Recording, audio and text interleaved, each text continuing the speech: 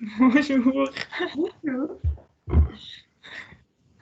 Bonjour, je m'appelle Amber. Je suis Lotte. Lotte en Amber. Oui. Ok. Donc, avant de commencer l'interview, je tiens de vous dire merci de votre participation. Avec plaisir. Et cela vous dérangerait si nous enregistrons l'interview? Non, non, pas de souci. Ok, merci.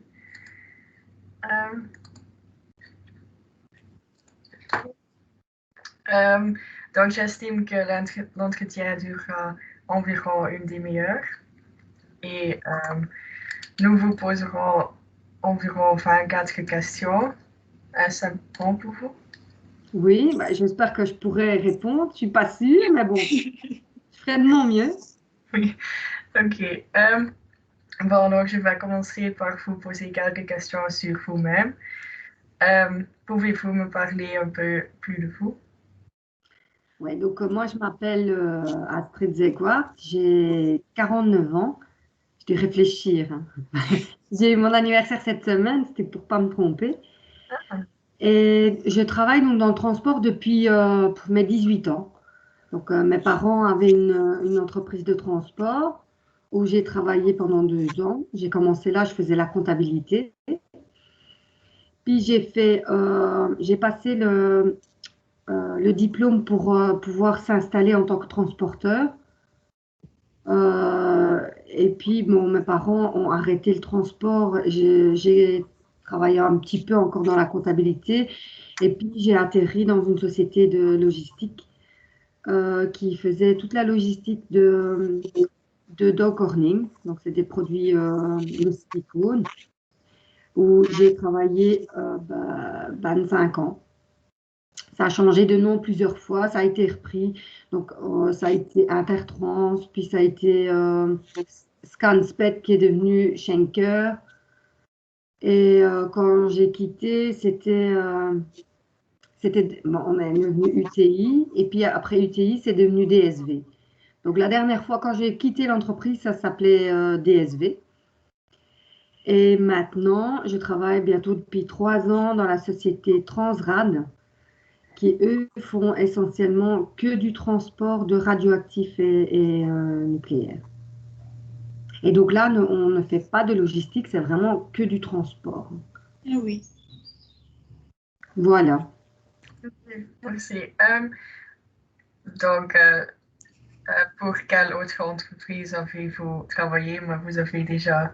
Oui, voilà. C'est pas le problème. Ok, bien. Nous aimerions vous poser quelques questions sur l'entreprise dans laquelle vous travaillez actuellement. Quels sont exactement les services offerts par l'entreprise? Eh ben donc ici, nous sommes un transporteur, on a à peu près une trentaine de véhicules. Donc on a des camions avec des semi-remorques, des plateaux conteneurs. On a un petit peu toutes sortes. On a des camionnettes Sprinter. On a à peu près 20 chauffeurs. On a à peu près un peu plus d'une dizaine d'employés. Et nous faisons donc les transports sous toutes les formes. Donc aussi bien des camionnettes, donc on livre les hôpitaux, c'est des produits radioactifs que on livre aux hôpitaux pour déceler les cancers ou pour traiter les cancers. Donc là, il faut que très peu de temps. Et puis, on transporte là sous forme de camions, conteneurs, etc. Au niveau international, aussi bien des produits qui arrivent ou qui partent par air ou qui partent ou qui arrivent en bateau. Donc, c'est vraiment international. Et là, c'est sous forme de camions. Voilà. Ok. Où se trouvait l'entreprise? Alors, on est situé à Fleurus, sur le site de notre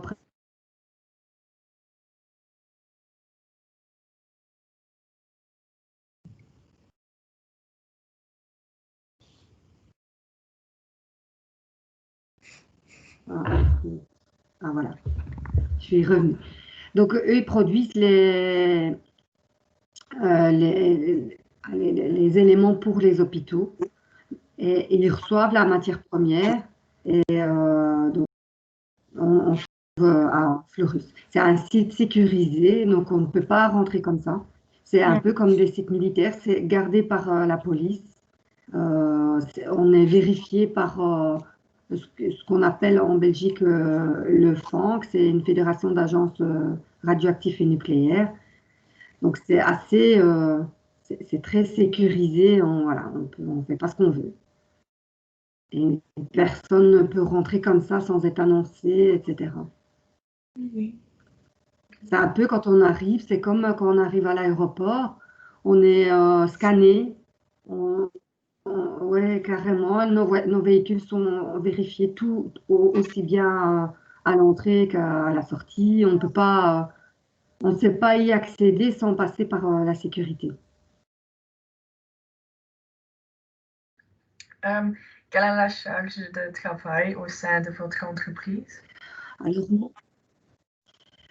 moi, principalement, je m'occupe donc d'effectuer un transport de A à Z. Donc, on reçoit la commande de notre client. On doit aussi bien réserver euh, les places sur les bateaux ou les avions, que faire le transport routier pour acheminer de l'usine vers soit directement le client, soit au port ou à l'aéroport. Donc, je dois préparer également les documents pour les chauffeurs, qui chez nous sont hyper stricts parce que c'est du radioactif et que ça demande beaucoup d'autorisation, des accords et des notifications auprès de chaque ministère de chaque pays qu'on traverse. Donc, on ne peut pas se promener comme ça, comme un transport traditionnel. Nous, on doit demander des accords au ministère.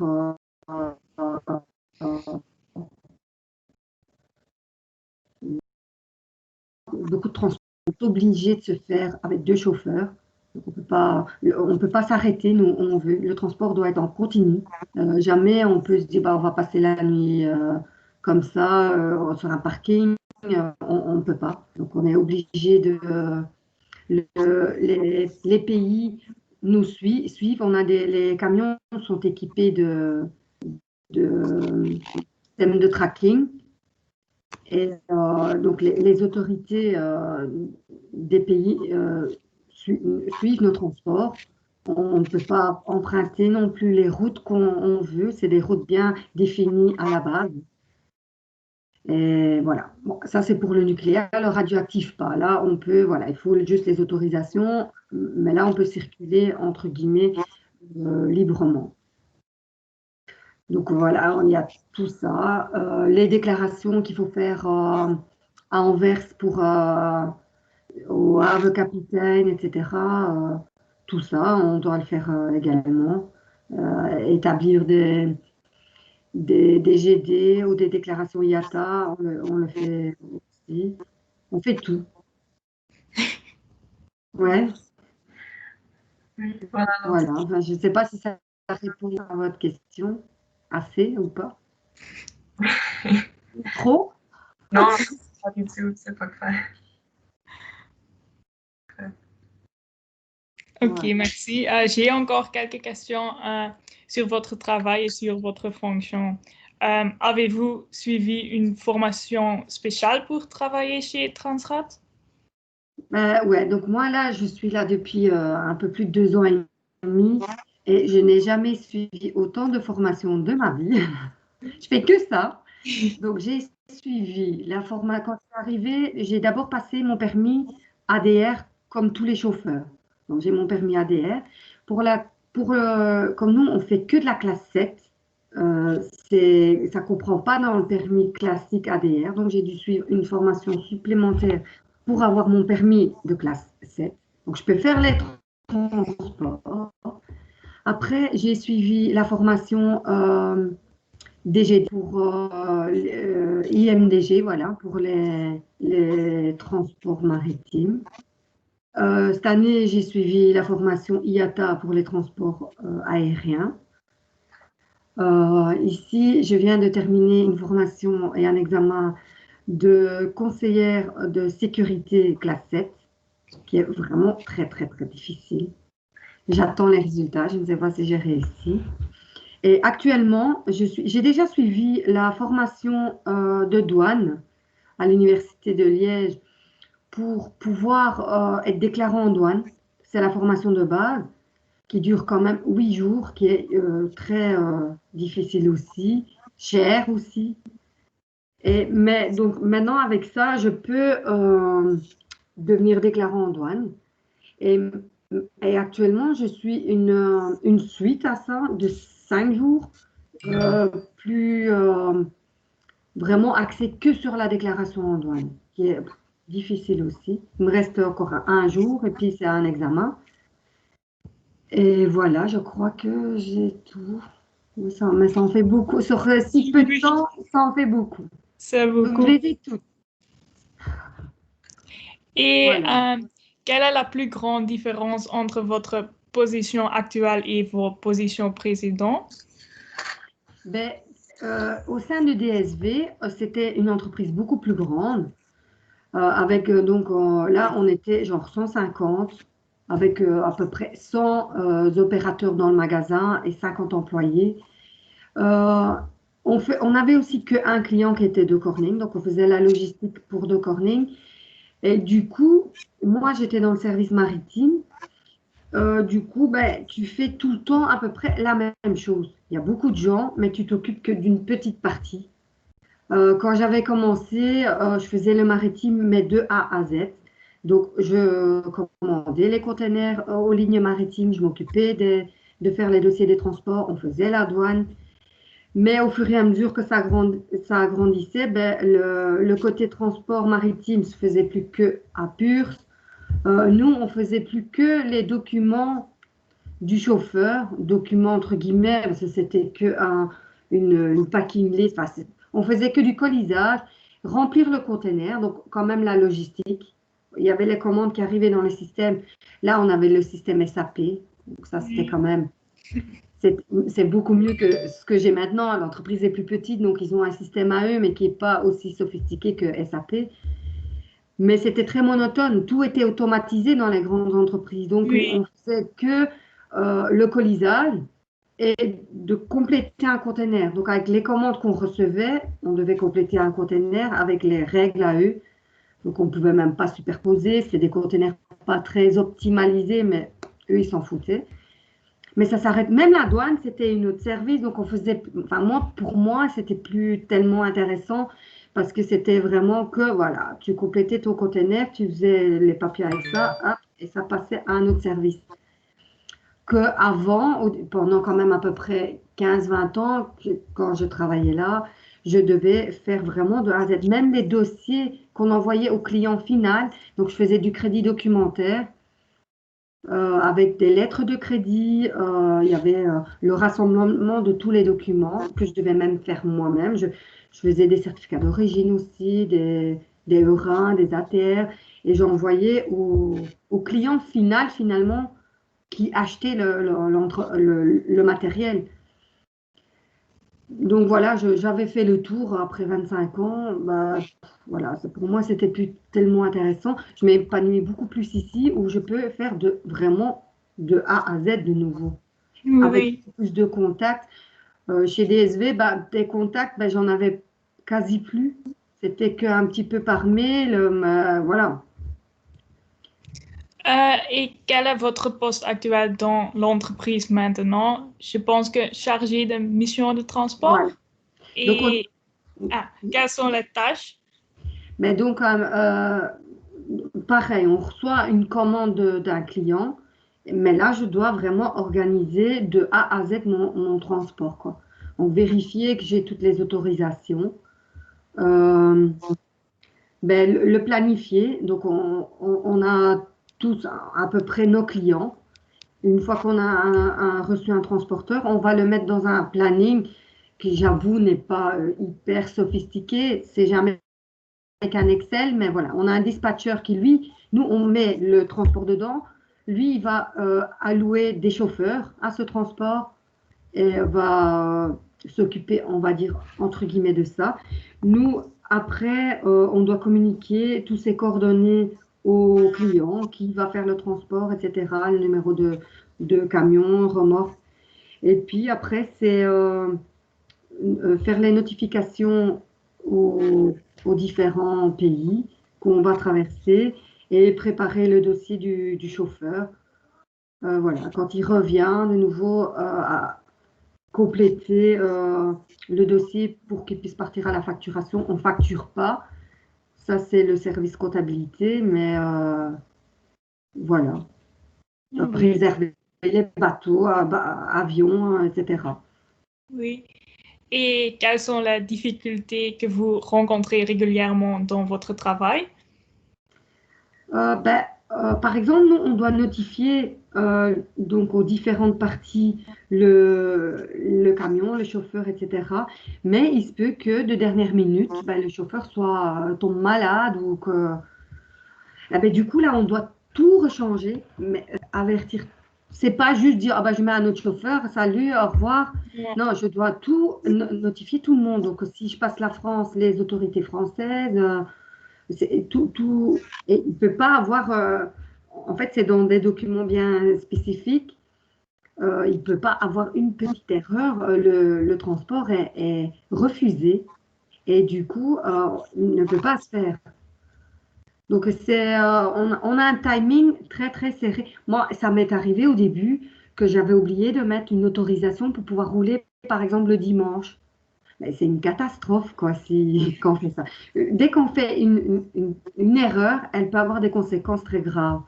Parce que une fois que le camion est chargé avec du nucléaire et nous, on ne peut pas s'arrêter nulle part. Non. Si j'arrive dans le pays et que je n'ai pas l'autorisation, c'est un petit peu embêtant, quoi. Là, ouais. Donc c'est beaucoup plus stressant, c'est beaucoup plus de responsabilité que dans un transport traditionnel. Mais après, c'est beaucoup plus varié et c'est beaucoup plus sympathique parce que tous les transports sont différents. Oui. Et vous souhaitez un poste plus élevé dans le futur ou pas? Quand j'étais chez DSV, j'étais team leader. Voilà, j'ai fait tout.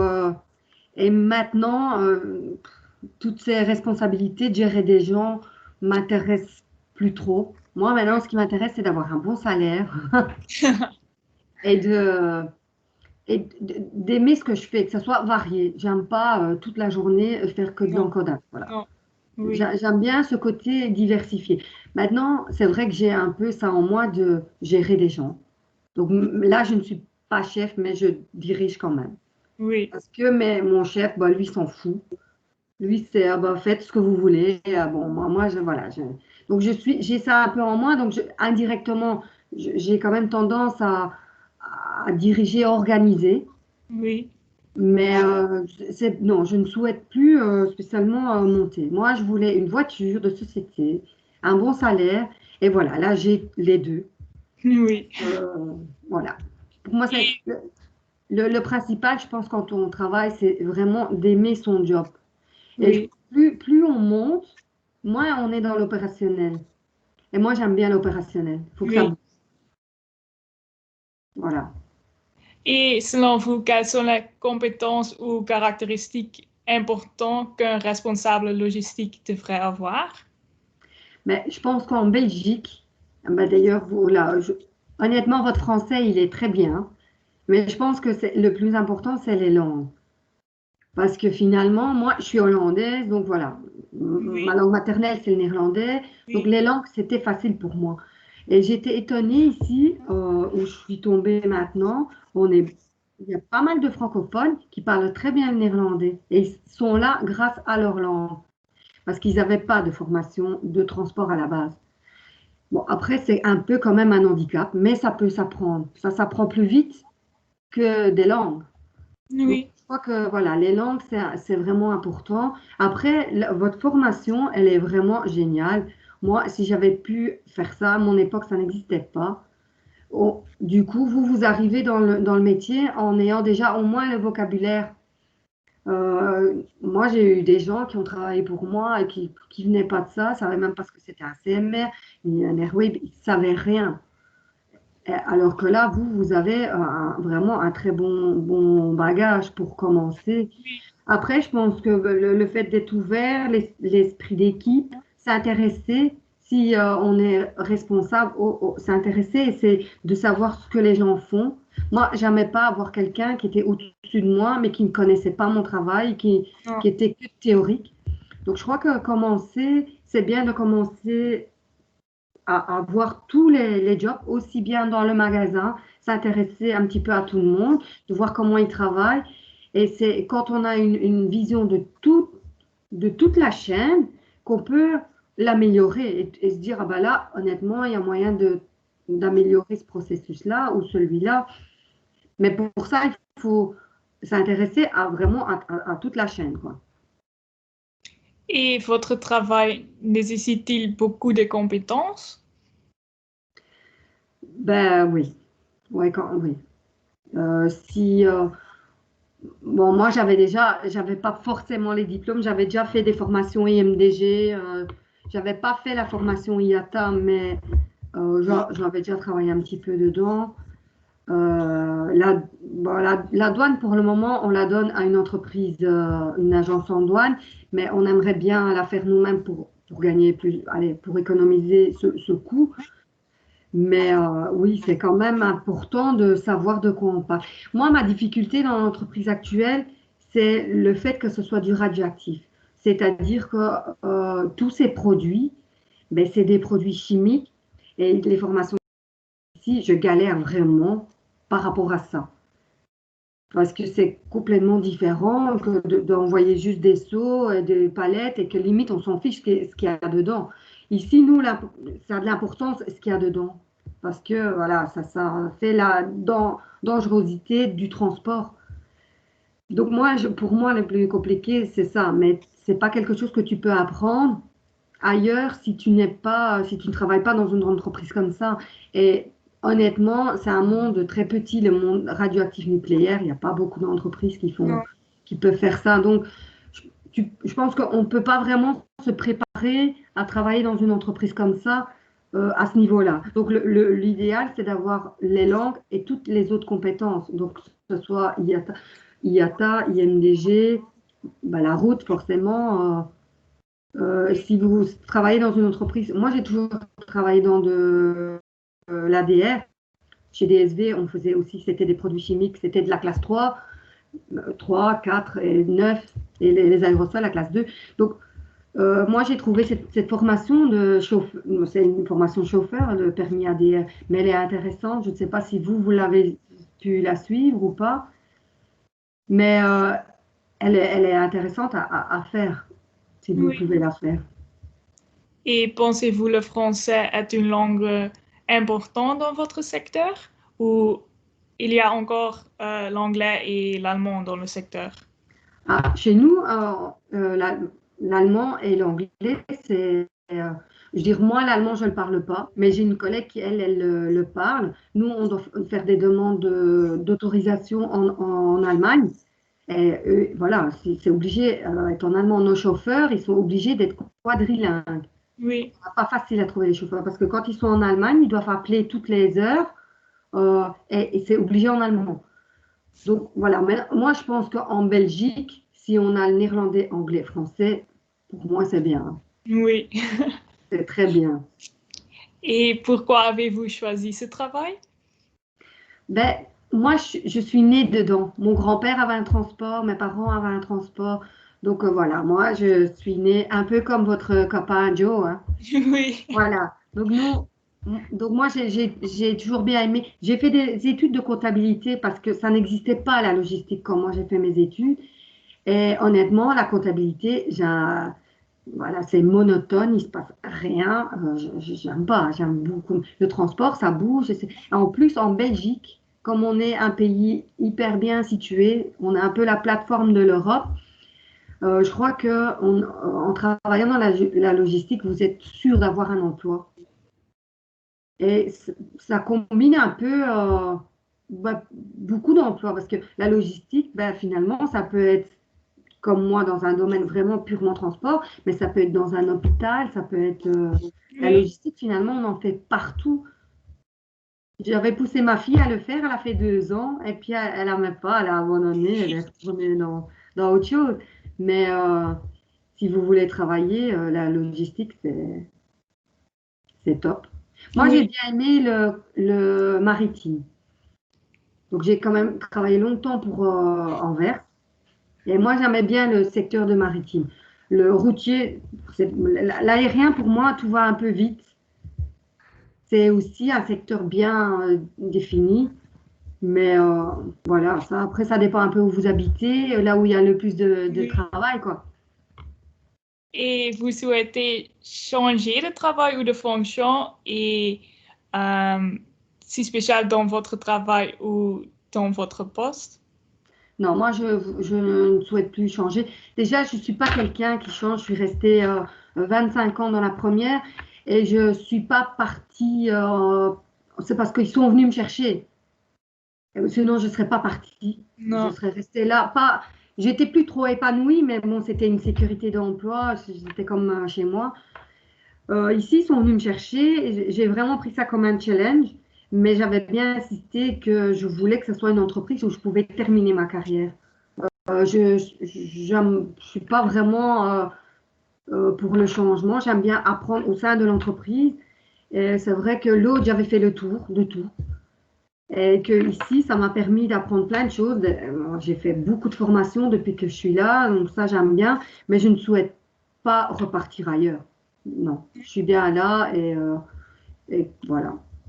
OK. Et que pensez-vous du fait que le métier de la logistique est souvent associé aux hommes? C'est vrai que, ouais,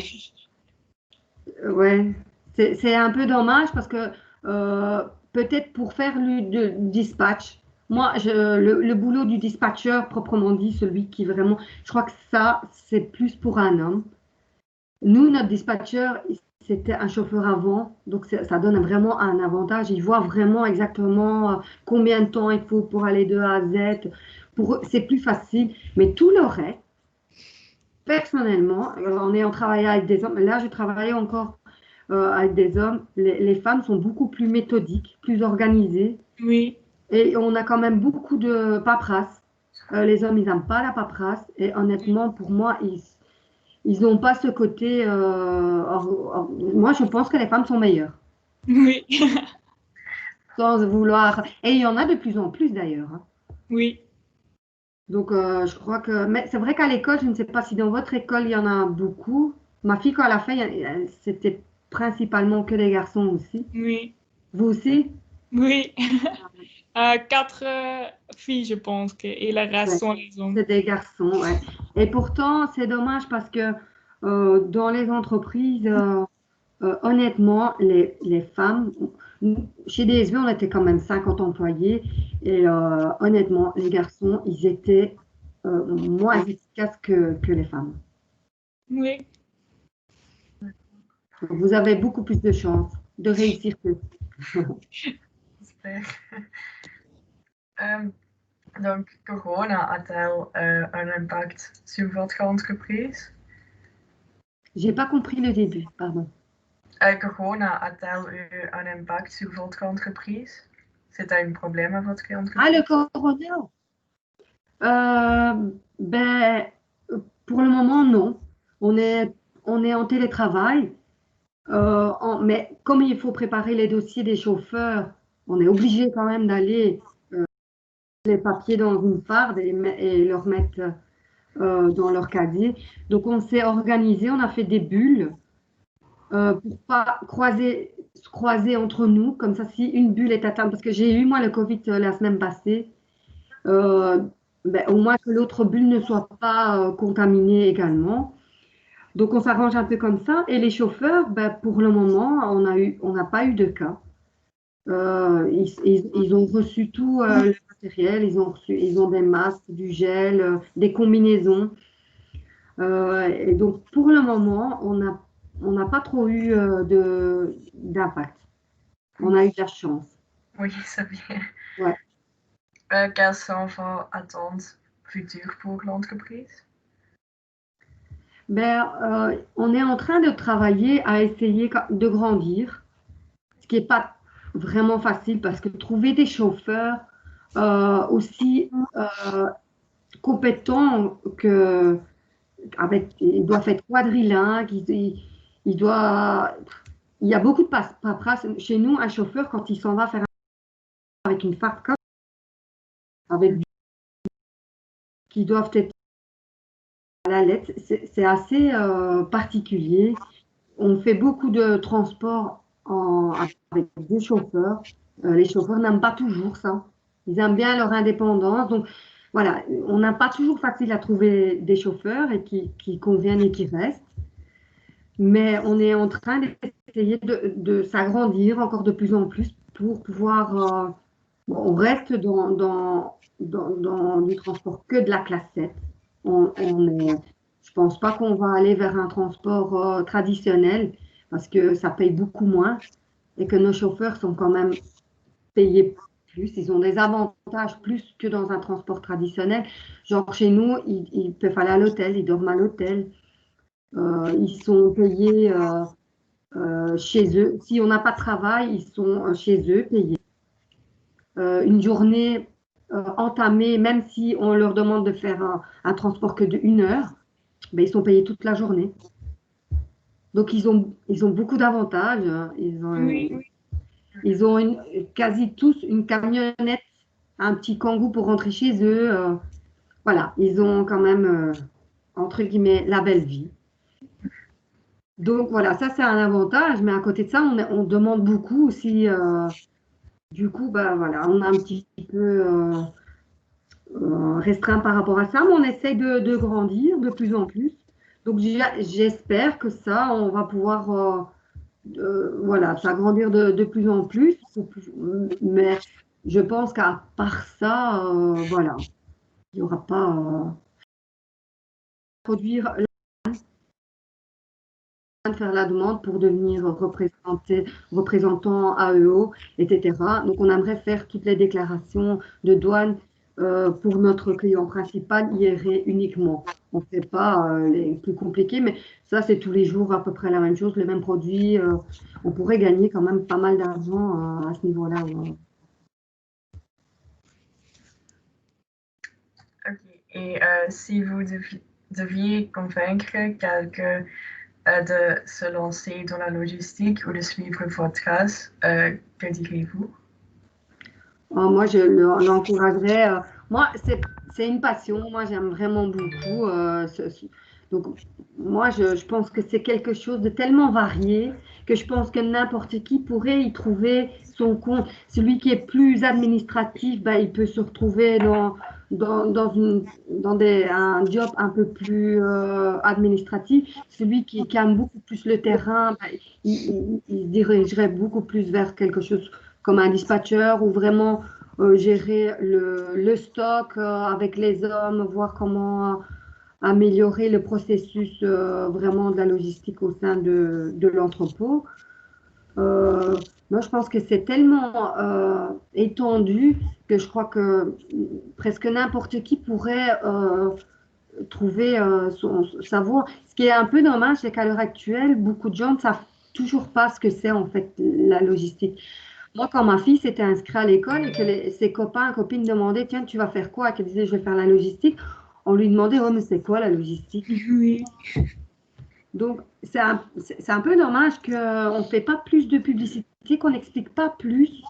Parce que moi, justement, qui devais imprimer ses cours, je voyais un peu, et c'est tellement, en fait, on voit tout. Vous avez aussi bien les cours de droit que des cours de compta, que des cours proprement au transport. Je pense que, enfin, moi, je conseillerais ça à tout le monde. Genre, ces copines qui faisaient secrétariat, je trouvais ça vraiment du gâchis. Parce que les cours qu'eux, ils font en secrétariat, vous faites les mêmes en logistique. Vous avez des cours d'Excel, etc. Donc, mais au moins, vous avez une ouverture beaucoup plus grande. Vous pouvez aller travailler où vous voulez, je pense, avec ça.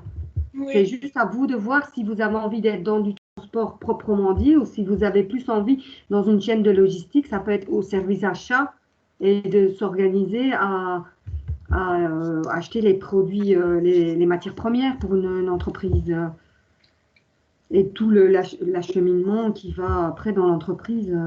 Donc, non, moi je pense que c'est quelque chose de hyper intéressant. Oui, merci. Je pense que ça, c'était notre dernière question. Ah, bah, voilà. Avez-vous encore des questions pour nous? Non, bah, j'espère que vous avez compris tout ce que j'ai dit. Oui. Si vous avez besoin d'explications en néerlandais, vous pouvez me le faire, hein. Oui, S'il y a merci. des trucs que vous n'avez pas compris ou que voilà, vous avez des questions et que vous ne savez pas le faire en français, il n'y a pas de souci, vous pouvez me le demander en néerlandais, hein. Oui, merci. Voilà. Je vous souhaite bonne chance. Vous êtes en dernière année Oui, et vous allez faire un stage? ah oui. Où ça? Moi, chez Frigologics, c'est à Lommel. Ah oui. Et moi, Dico, ça aussi un nom. Ah bah, c'est bien. Allez, et vous allez travailler, vous savez dans quel service? Qu'est-ce que vous allez devoir faire? Le transport. Ah bah, c'est bien. C'est une grosse entreprise, Non, c'est aussi une petite entreprise. mais c'est bien parce qu'en faisant dans une petite entreprise, vous allez voir un peu vraiment de A à Z. Oui, Après, il sera intéressant peut-être de voir dans une grosse entreprise, genre ben, DSV ou autre, Schenker, ou, pour voir un peu comment ça se passe dans les grosses avec les systèmes que eux ils ont. Et voilà, un peu. Ben, sinon, je pense que le travail sera toujours plus intéressant dans une plus petite que dans une grosse. oui. Voilà. Allez, ben, je vous souhaite bonne chance alors. Oui, merci Que pour ça aille votre bien. temps. Il n'y a pas de souci, avec plaisir. Merci. Allez, au revoir. Au revoir. Au revoir.